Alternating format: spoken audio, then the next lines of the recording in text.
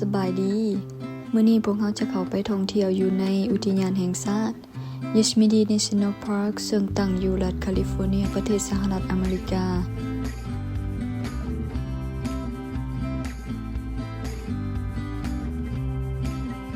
ในช่วงที่เฮามานี่จะเป็นเดือนสิงหาซึ่งเป็นช่วงฤดูร้อนในประเทศกะเจ้า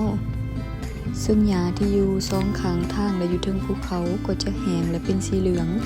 เฮ็ดให้มีคำเว้าคำนึงแบบขึ้นมาในหัวนั่นก็คือคำว่าภูเขาทอง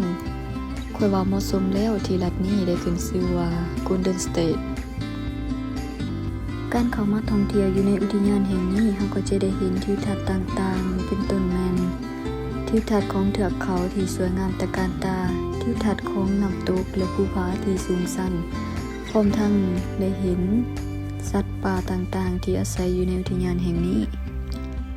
แต่ก่อนที่จะเห็นทิวทัศน์อันสวยงามเราก็ต้องผ่านการเดินทางที่แสนยาวนานกว่า2 ชั่วโมง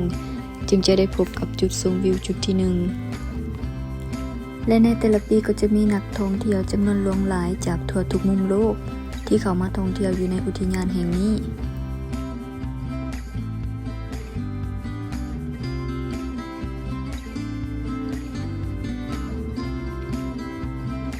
ซึ่งจุดชมวิวทำอิฐที่เฮาแวะเบิ่งเฮาก็จะเห็นวิวของน้ำตกและภูเขาขนาดใหญ่2ลูกนั่นก็คือ Half Dome และ El Capitan ซึ่งจุดนี้จะเป็นหุบเขา Yosemite ที่มีความกว้าง 1.6 กิโลเมตรและมีความยาว 11 กิโลเมตร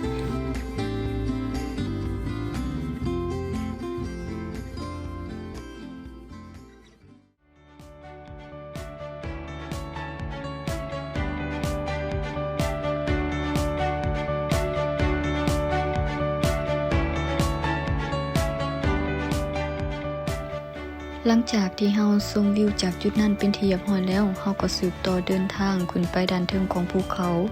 เพื่อจะไปชมวิวอยู่อีกจุดหนึ่ง